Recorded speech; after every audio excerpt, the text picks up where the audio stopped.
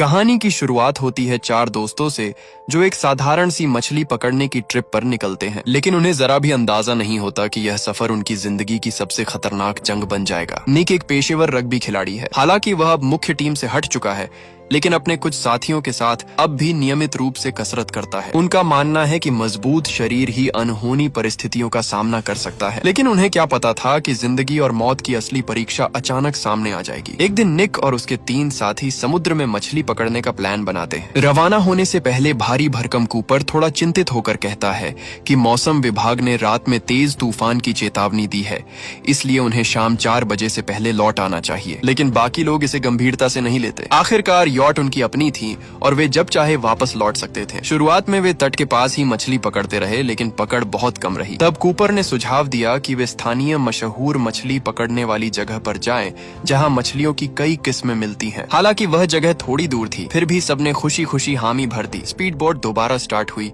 और तेजी से खुले समुद्र की ओर बढ़ चली। जब वे वहां पहुंचे तो लगभग दोपहर हो चुकी थी। कूपर ने कुशलता से लंगर डाल दिया। शायद आने वाले तूफान की वजह से निक को अजीब सा दबाव महसूस हो रहा था। उसने एहतियात के तौर पर एक मोटी हवा और पानी से बचाने वाली जैकेट पहन ली। यही छोटा सा कदम आगे चलकर उसके लिए जिंदगी की एक अतिरिक्त उम्मीद बन गया। धीरे धीरे आसमान काला पड़ने लगा। कूपर समझ गया कि तूफान अब बस आने ही वाला है। उसने सबको फिशिंग रॉड समेट कर लौटने का इशारा किया, लेकिन ठीक उसी वक्त हादसा हो गया। लंगर किसी चीज में बुरी तरह फंस गया था। चाहे जितना खींचो वह हिल भी नहीं रहा था। बाकी सब भी मदद के लिए दौड़े, लेकिन सबकी पूरी ताकत लगाने के बावजूद लंगर टस से मस नहीं हुआ। निक ने दूर क्षितिज की ओर देखा और उसके दिल में अनजाना डर घर करने लगा। उसने सबको जल्दी करने को कहा। तब कूपर ने एक आपात योजना सोची। उसने लंगर की रस्सी का दूसरा सिरा नाव के किनारे से बांध दिया और इंजन स्टार्ट कर दिया, ताकि स्पीड बोट की ताकत से लंगर को जबरदस्ती खींचा जा सके। लेकिन उन्हें नहीं पता था कि लंगर समुद्र तल की एक विशाल चट्टान में बुरी तरह अटका हुआ है, जिसे ताकत से खींचना नामुमकिन था। अचानक स्पीड बोट ने जोरदार झटका खाया और नाव का अगला हिस्सा अचानक ऊपर की ओर उठ गया। तभी एक विशाल लहर आई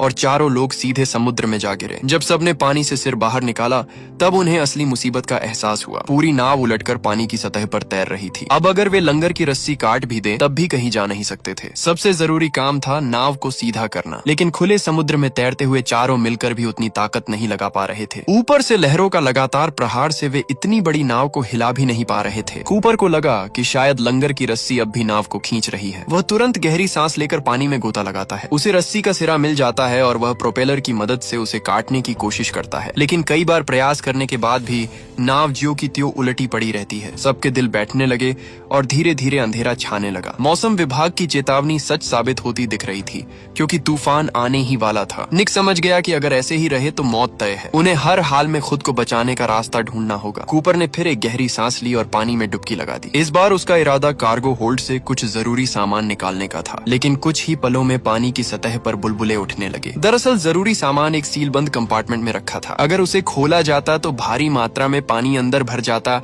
और नाव का बचा खुचा संतुलन भी खत्म हो जाता और शायद वह पूरी तरह डूब जाती। निक ने तुरंत कूपर को सीलबंद हिस्सा खोलने से रोक दिया। उसने कहा कि सिर्फ स्टोरेज एरिया से लाइफ जैकेट निकालो, कम से कम उन्हें पहनकर थोड़ी सुरक्षा और मानसिक सहारा मिलेगा। किस्मत से कूपर को 2 सिग्नल फ्लेयर भी मिल गए। तभी दूर से किसी जहाज का हॉर्न सुनाई दिया। सबके चेहरों पर अचानक उम्मीद की चमक आ गई, जैसे कोई जहाज उनकी तरफ आ रहा था। निक ने बिना देर किए एक सिग्नल फ्लेयर जला दी। तेज लाल रोशनी आसमान में उठने लगी। बाकी सब पूरी ताकत से चिल्लाने लगे, लेकिन अफसोस वह जहाज उन्हें देख ही नहीं पाया। उनकी आंखों के सामने वह धीरे धीरे दूर होता चला गया। उम्मीद की आखिरी किरण भी जैसे बुझ गई हो। गहरा निराशा का साया सब पर छा गया। निक हिम्मत नहीं हारता और वह सबका मनोबल बढ़ाता रहता है। उसे याद आता है कि उसका मोबाइल फोन भी स्टोरेज लॉकर में रखा है। वह एक और गहरी सांस लेता है। हाथ में जलती हुई फ्लेयर लेकर वह दोबारा समुद्र में गोता लगाता है। इस बार रोशनी होने से उसे रास्ता साफ दिखता है। आखिरकार वह मोबाइल रखा हुआ बैग निकाल लेता है। खुशकिस्मती से बैग की सीलबंद थैली बिल्कुल सुरक्षित थी। सभी के मोबाइल सही सलामत काम कर रहे थे, लेकिन जल्द ही उन्हें कड़वी सच्चाई का एहसास हुआ। वे खुले समुद्र में थे, जहां बिल्कुल भी नेटवर्क सिग्नल नहीं था। निक ने तुरंत सुझाव दिया कि सब लोग अपने फोन बंद कर दे ताकि बैटरी बची रहे। उन्हें नहीं पता था कि आगे कब इसकी जरूरत पड़ सकती है। तभी एक और विशाल लहर आई और सब फिर से पानी में जा गिरे। जिस तूफान का डर था वह आखिरकार आ ही गया। निक सबसे पहले किसी तरह उलटी पड़ी नाव पर चढ़ा। अब अब तेज हवाएं और मूसलाधार बारिश उनके शरीर पर लगातार प्रहार कर रही थी। सांस लेना तक मुश्किल हो गया था। ठंड उनके शरीर से ताकत खींचती जा रही थी। अचानक सब कुछ अजीब तरह से शांत हो गया। बारिश थम गई और हवा भी रुक गई। सबने हैरानी से इधर उधर देखा और तभी दूर से एक आसमान छूती हुई महालहर उनकी ओर बढ़ती दिखाई दी। कुछ ही पलों में वह लहर उन पर टूट पड़ी। कई मिनटों बाद निक और उसके साथी किसी तरह पानी की सतह पर उभरे। अब तो उनकी नाव भी कहीं दिखाई नहीं दे रही थी। चारों तरफ सिर्फ अथाह समुद्र था। घबराकर वे चारों दिशाओं में देखने लगे। आखिर किसी ने दूर तैरती हुई नाव को देख लिया। वही उनकी जिंदगी की आखिरी उम्मीद थी, क्योंकि अगर वे लंबे समय तक खुले पानी में तैरते रहते तो शरीर से लगातार निकलती गर्मी किसी भी इंसान की जान ले सकती थी। विलियम नाव पर खड़ा होकर जोर जोर से चिल्लाने लगा। बाकी लोग उसकी आवाज की दिशा में तैरते हुए पहुंचे। काफी मशक्कत के बाद वे दोबारा नाव पर चढ़ने में सफल हुए, लेकिन कूपर की हालत ठीक नहीं लग रही थी। वह लगातार बड़बड़ा रहा था और कभी कभी अचानक चिल्लाने भी लगता। निक तुरंत समझ गया कि यह हाइपोथर्मिया के लक्षण हैं। उसने बिना देर किए आखिरी सिग्नल फ्लेयर जला दी। वही एक चीज थी जो थोड़ी गर्मी दे सकती थी। लेकिन कूपर की हालत में खास सुधार नहीं हुआ, बल्कि वह और भी बेचैन होकर साथियों पर हमला करने लगा। सबने मिलकर किसी तरह उसे काबू में किया। बारिश फिर से तेज हो गई। निक ने जबरदस्ती कूपर का मुंह खोला और बारिश का पानी पिलाया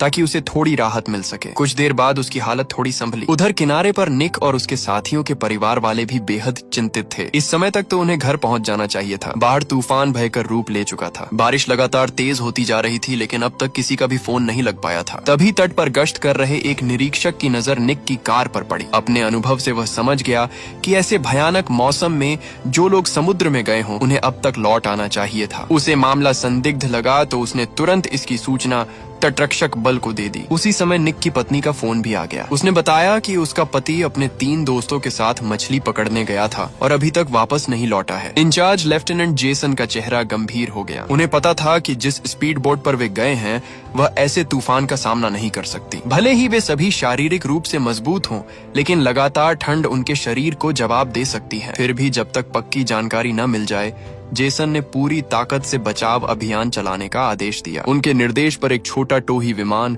और एक हेलीकॉप्टर रात के अंधेरे में उड़ान भरते हैं, लेकिन उस समय दृश्यता लगभग शून्य थी। नाइट विजन के सहारे भी समुद्र की सतह साफ दिखाई नहीं दे रही थी। ऊपर से मूसलाधार बारिश और उफनती लहरें थीं। किसी को ढूंढना मानो समंदर में सुई खोजने जैसा था। जेसन ने निक की पत्नी से पूछा कि क्या उनके पास कोई ऐसा उपकरण है जिससे लोकेशन पता चल सके। उधर पायलट ने सूचना दी कि हवा की रफ्तार लगातार बढ़ रही है। ऊंची उठती लहरों की वजह से रडार भी ठीक से काम नहीं कर रहा। उसके मुताबिक अब खोज जारी रखना बेकार हो सकता है। जैसे ही लेफ्टिनेंट जेसन पीछे हटने का आदेश देने वाले थे, उसी समय निक की पत्नी की ओर से एक अच्छी खबर आई। उसे एक फिशिंग मार्कर जीपीएस डिवाइस मिल गया था जिसमें कुछ कोऑर्डिनेट्स दिख रहे थे। वही जगह जहां निक ने फिश मार्कर लगाया था। हेलीकॉप्टर को तुरंत निर्देश मिले और वह उलटी पड़ी नाव की दिशा में उड़ पड़ा। उधर निक और उसके साथी अब भी उफनती लहरों से जूझ रहे थे। अब सिर्फ कूपर ही नहीं बल्कि दूसरे साथी कोरी में भी हाइपोथर्मिया के लक्षण दिखने लगे थे। स्पीड बोट हवा में उड़ते पत्ते की तरह डगमगा रही थी। जोरदार झटकों के बीच कभी कभी कोई पानी में गिर जाता और इस बार कोरी दोबारा नाव पर चढ़ नहीं पाया। निक घुटनों के बल बैठकर उसका नाम पुकारता रहा, लेकिन जवाब में सिर्फ लहरों की गर्जना सुनाई दी। अचानक आसमान से मशीन की गूंजती आवाज आई। सबके शरीर में एक झुरझुरी दौड़ गई। उन्होंने देखा कि एक हेलीकॉप्टर तेजी से उनकी ओर आ रहा है, लेकिन उनकी छोटी सी नाव लहरों के बीच इतनी छोटी दिख रही थी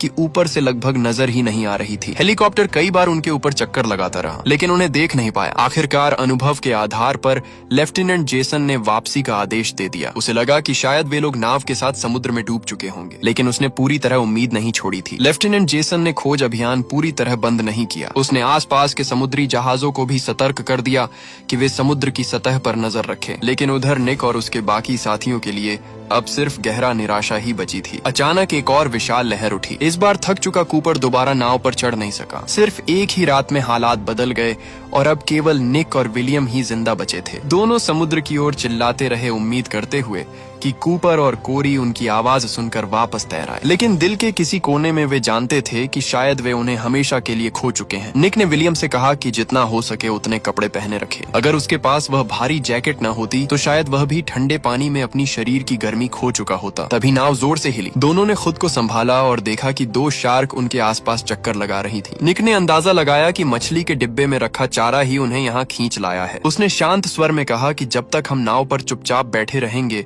वे हमला नहीं करेंगी। शुरू में विलियम डर से कांप रहा था, लेकिन निक की बात सुनकर वह धीरे धीरे शांत हुआ। निक की जीने की इच्छा बहुत मजबूत थी। उसने अपनी पत्नी और बच्चों से वादा किया था कि वह जरूर लौटेगा। वह विलियम से भी हार न मानने की गुजारिश करता है। दोनों एक दूसरे से सटकर बैठते हैं ताकि शरीर की गर्मी बनी रहे। साथ रहना ही अब उनकी उम्मीद थी। तूफान भले ही गुजर चुका था, लेकिन समुद्र अब भी उफान पर था। तेज लहरें बार बार उन्हें पानी में गिरा देती। हर बार वापस चढ़ने में उनकी ताकत का बड़ा हिस्सा खर्च हो जाता। निक समझ गया कि ऐसे नहीं चलेगा। उसने नाव के नीचे से एक रस्सी ढूंढी और दोनों को नाव के किनारे से बांध दिया ताकि वे लहरों में बहकर अलग न हो जाएं। इधर उनके परिवार वाले भी हालात की गंभीरता समझ चुके थे। वे तटरक्षक कार्यालय पहुंच गए। हालांकि परिवार के दबाव के बिना भी जैसे ही बारिश थमी, खोज अभियान दोबारा शुरू हो चुका था। लेकिन भले ही हेलीकॉप्टर उनके सिर के ऊपर से गुजर जाए, बिना सिग्नल फ्लेयर के लहरों में डगमगाती छोटी सी नाव दिखना लगभग नामुमकिन था। विलियम टूटने लगा क्योंकि उसे बिना कुछ खाए 20 घंटे से ज्यादा हो चुके थे। आखिर उसने जोखिम उठाने का फैसला किया। उसने कहा कि अब तो वैसे भी मौत सामने है, क्यों ना एक कोशिश करूं। निक ने उसे रोकने की पूरी कोशिश की, लेकिन विलियम पानी में कूद पड़ा। वह डूबती नाव के अंदर से कुछ सामान निकालने का जोखिम उठाने वाला था। खतरे को मोल लेते हुए विलियम ने सीलबंद कंपार्टमेंट खोल दिया और खाने पीने का कुछ सामान निकाल लाया। जब वह दोबारा पानी से बाहर आया तो उसके हाथ में एक एनर्जी ड्रिंक की बोतल और चिप्स का एक पैकेट था। इस हालत में यह उनके लिए ऊर्जा और पोषण का सबसे बड़ा सहारा था। दोनों खाते हुए फिर से अपने फोन चालू करते हैं, लेकिन अब भी कोई सिग्नल नहीं था। अचानक विलियम की नजर दूर धुंध में पड़ी। सफेद कोहरे के बीच किसी बड़े जहाज की हल्की सी आकृति दिखाई दे रही थी। निक ने ध्यान से देखा तो यह कोई भ्रम नहीं था। दोनों ने एक बड़ा फैसला लिया कि वे नाव से कूदकर उस जहाज की ओर तैरने लगे। सोचा कि वैसे भी यहाँ मरना ही है तो क्यों ना आखिरी दाव खेल लिया जाए। लेकिन कुछ ही देर में सच्चाई सामने आ गई। वह विशाल जहाज उनसे दूर होता जा रहा था और वे खुद दिशा भी खो बैठे थे। यहाँ तक कि अपनी उलटी पड़ी नाव भी नजर नहीं आ रही थी। निक ने तुरंत फैसला बदला और पीछे मुड़कर तैरने लगा। उसे समझ आ गया कि उस जहाज का पीछा करना बेकार है। खुशकिस्मती से वे नाव से बहुत दूर नहीं गए थे। दोनों किसी तरह वापस चढ़ गए। लेकिन अब विलियम की मानसिक हालत बिगड़ने लगी थी। शायद अभी की जल्दबाजी में उसकी बहुत ताकत खत्म हो गई थी। वह थककर डेक पर लेट गया। वह बड़बड़ाते हुए अपनी पत्नी से पहली मुलाकात का जिक्र करने लगा। निक उसके पास बैठा दर्द भरे चेहरे से सब सुन रहा था। उसे अंदाजा हो गया था कि अब क्या होने वाला है। अचानक विलियम ने अपनी कमर से बंधी रस्सी खोल दी। वह समुद्र में कूदने के लिए आगे बढ़ा। निक ने उसे रोकने की पूरी कोशिश की, लेकिन जो इंसान जीने की उम्मीद खो चुका हो,